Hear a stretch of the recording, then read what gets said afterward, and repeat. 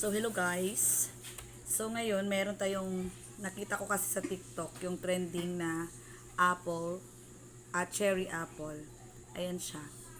So, bumili din ako para matikman to kung ano, kung ano yung lasa. Kasi, parang, na-curious lang din ako kung ano lasa ng sinasabi nilang cherry apple. Ayan siya. So, titingnan natin, titikman pala natin kung ano yung lasa ng cherry apple. Ito ba ay combination ng cherry tsaka apple or ano ba yung lasa niya? Actually, first time kong mag-try kumain. So, meron akong asin. Ayan, asin. So, lalagyan natin na siya ng asin. So, titikman na natin. Ayan siya. 100 pesos po yung bili ko ng 1 kilo. So, ganito siya karami. Ayan, di ba? Ang dami. Dami niya. Ayan. Ayan siya. So, sausaw natin sa asin.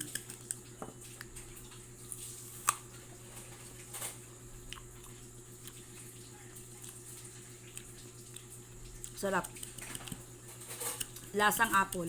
Yung apple na yung apple na red. Ganun yung lasa.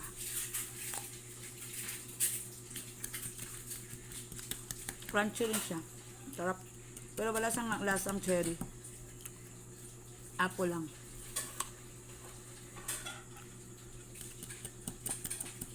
Sarap.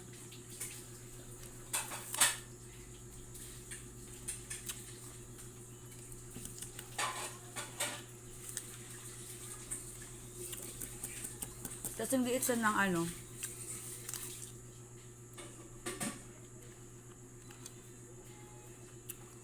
siya oh.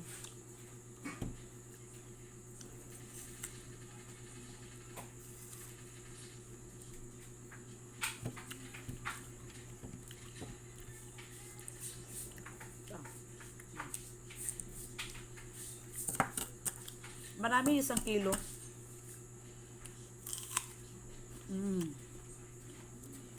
Sarap.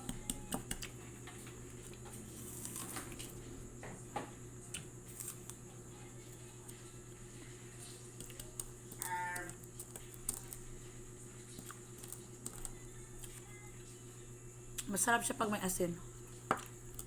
Ewan ko may suka.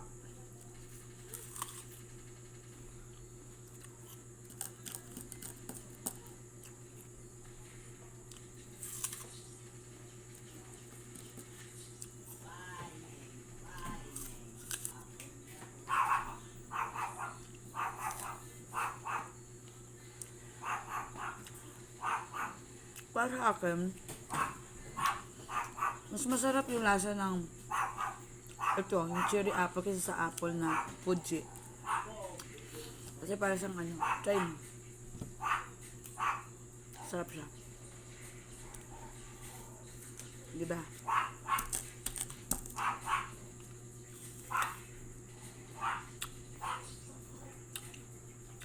Ito hindi ka siya crunchy. Ako. Actually, 100. Dati, 150 yung kilo.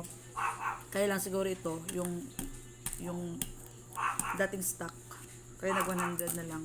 Yung iba kasi hindi siya crunchy kagaya ito. Hindi siya crunchy, pero matamis. Yung iba crunchy. Ito. Sarap.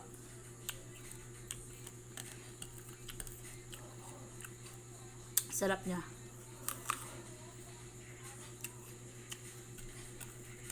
Iba siya.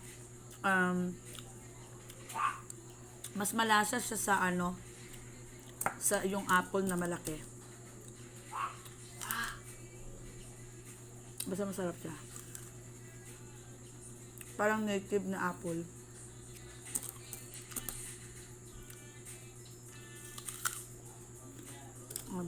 Sarap.